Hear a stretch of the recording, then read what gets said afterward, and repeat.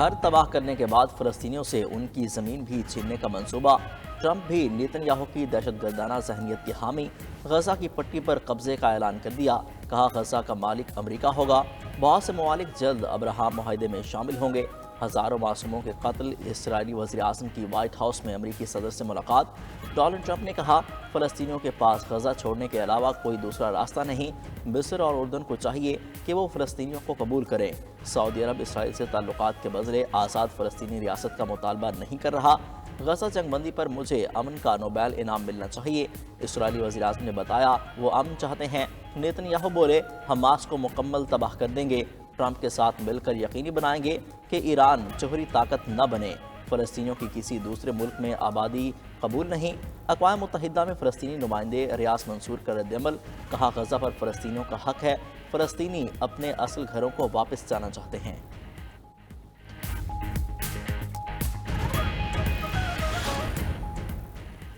امریکہ دہشت گرد اسرائیلی وزیر اعظم کا میزبان۔ ڈونلڈ ٹرمپ کی نیتن یاہو سے ملاقات۔ ایمنسٹی انٹرنیشنل کا کہنا ہے امریکہ نیتن یاہو کی میزبانی کر کے بین الاقوامی انصاف کی توہین کر رہا ہے۔ عالمی فوجداری عدالت گزشتہ سال نومبر میں اسرائیلی وزیر اعظم کے وارنٹ گرفتاری جاری کر چکی ہے۔ دوسری جانب دہشت گرد اسرائیلی کے معاہدے کی خلاف ورزی، طولکرم کیمپ میں ادویات، خوراک اور ضروری سامان کا داخلہ روک دیا۔ حماس اور اسرائیل کے درمیان مذاکرات کا اگلا مرحلہ رواں ہفتے کے آخر میں شروع ہوگا۔ اسرائیل نے وفد دوحہ بھیجنے کی یقین دہانی کرا دی۔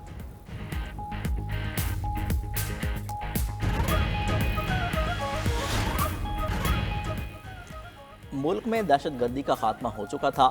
پچھلی حکومت نے دہشت گردوں کو دوبارہ بسایا۔ امن کا سفیر کہا گیا، اس سے بڑھ کر ملک دشمنی نہیں ہو سکتی۔ وزیر اعظم شہباز شریف کا کہنا ہے آرمی چیف کی قیادت میں فوجی جوان دہشت گردوں کے خاتمے کے لیے سرگرم ہیں۔ قربانیاں رنگ لائیں گی، سر اٹھاتی دہشت گردی کو پھر سے ختم کریں گے۔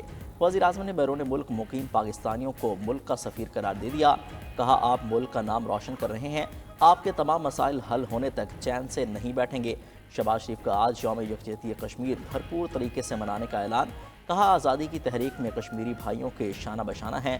بھارتی مظالم جذبہ آزادی کو کم کرنے میں ناکام رہے۔ مسئلہ کشمیر جلد کشمیری عوام کی امنگوں کے مطابق حل ہوگا۔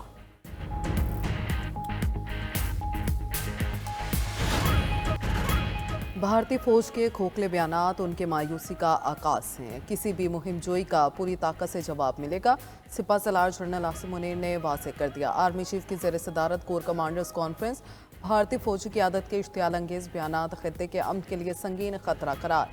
ایسے بیانات بھارت کے اندرونی خلفشار اور انسانی حقوق کی خلاف ورزیوں سے توجہ ہٹانے کی کوشش ہے۔ پاک افواج ملک کی خود مختاری اور سالمیت کے دفاع کے لیے پوری طرح تیار ہیں۔ فورم کا کشمیری عوام سے مکمل اظہار یکجہتی اور غیر متزلزل حمایت کا عزم کا اعادہ۔ کور کمانڈر کانفرنس کے شرکاء کا فتنہ الخارج کی کارروائیوں کے لیے افغان سرزمین کے مسلسل استعمال پر گہری تشویش کا اظہار۔ عبوری افغان حکومت فتنہ الخارج کی موجودگی سے انکار کے بجائے اس کے خلاف ٹھوس اور عملی اقدامات کرے۔ کانفرنس کے اختتام پر آرمی چیف نے تمام فارمیشنز کی آپریشنل تیاریوں کی تعریف کی، کہا عسکری قیادت قوم کو درپیش کثیر الجہتی چیلنجز سے مکمل طور پر آگاہ ہے، عوام کی بھرپور حمایت کے ساتھ اپنی آئینی ذمہ داریوں کو پورا کرنے کے لیے پرعزم ہے۔ کشمیریوں پر ہندوستان کے غاصبانہ قبضے کو 77 برس بیت گئے۔ پاکستان سمیت دنیا بھر میں آج یوم یکجہتی کشمیر منایا جائے گا۔ مقصد کشمیریوں سے یکجہتی اور دنیا کی توجہ بدترین بھارتی مظالم کی جانب مبذول کرانا ہے۔ یوم یکجہتی کشمیر کے موقع پر ملک میں عام تعطیل، صبح 10 بجے 1 منٹ کی خاموشی اختیار کر کے شہداء سے اظہار یکجہتی کیا جائے گا۔ شہر شہر ریلیاں، سیمینارز اور تقاریب میں کشمیریوں کی مکمل حمایت کا اعادہ ہوگا۔ پنجاب حکومت کا لبرٹی چوک کو کشمیر کے نام سے منسوب کرنے کا اعلان۔ سندھ اسمبلی میں کشمیریوں کے ساتھ یوم یکجہتی کی قرارداد متفقہ طور پر منظور۔ گلگت بلتستان اسمبلی میں بھی یوم یکجہتی کشمیر کے حوالے سے قرارداد متفقہ طور پر منظور کی گئی۔ یوم یکجہتی کشمیر پر آزاد کشمیر میں تقاریب کا اہتمام۔ مظفر آباد میں مشعل بردار ریلی۔ آج کوہالہ پل پر انسانی ہاتھوں کی زنجیر بھی بنائی جائے گی۔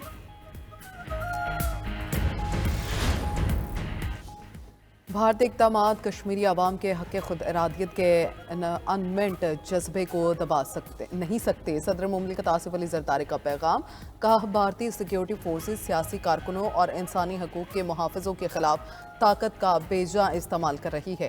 ہم کشمیریوں کی مکمل اخلاقی سفارتی اور سیاسی حمایت جاری رکھیں گے۔ وفاق وزراء، صوبائی وزرائے اعلیٰ سمیت ملک کی سیاسی قیادت اور سماجی شخصیات کا بھی کشمیریوں سے اظہار یکجہتی۔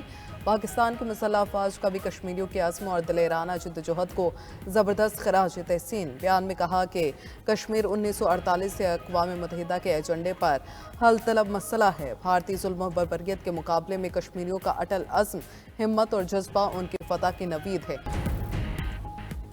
پی ٹی آئی رہنما اسد کیسر کی رہائش گاہ پر اپوزیشن پارٹیز کی بیٹھک۔ مولانا فضل الرحمان، عمر ایوب، محمود اچکزئی، جنید اکبر، شاہد خاقان عباسی کی شرکت۔ اعلامیہ میں کہا گیا کہ شرکاء نے ملک میں فوری نئے انتخابات کرانے کا مطالبہ کیا ہے، ریاستی جبر کا فوری خاتمہ کیا جائے، سیاسی قیدیوں کو رہا کیا جائے اور پیکا جیسے کالے قانون کو فوری ختم کیا جائے۔ میڈیا سے گفتگو میں فضل الرحمان بولے، موجودہ حکومت عوامی نہیں، اسٹیبلشمنٹ کی مرضی کی ہے۔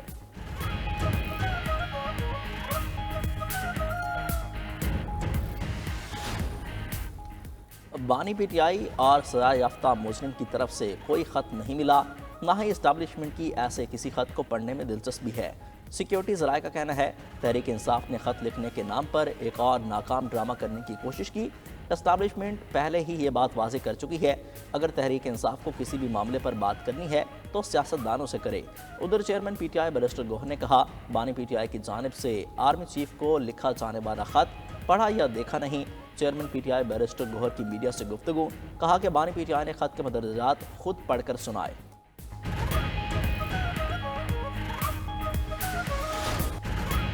اسلام آباد ہائی کورٹ کے 5 ججز نے سینیورٹی کا معاملہ پھر اٹھا دیا۔ عدالتی ذرائع کے مطابق 5 ججز نے ریپیٹیشنز چیف جسٹس پاکستان اور چیف جسٹس اسلام آباد ہائی کورٹ کو بھجوا دی۔ کہا گیا کہ جج جس ہائی کورٹ میں تعینات ہوتا ہے اسی ہائی کورٹ کے لیے حلف لیتا ہے۔ آئین کے مطابق دوسری ہائی کورٹ میں ٹرانسفر ہونے پر جج کو نیا حلف لینا پڑتا ہے۔ دوسری ہائی کورٹ میں ٹرانسفر ہونے والے جج کی سینیورٹی نئے حلف کے مطابق طے ہوگی۔ عدالتی ذرائع کے مطابق ججز کی دائر ریپیٹیشنز سینیورٹی سے متعلق ہے، ججز کے تبادلے سے کوئی تعلق نہیں۔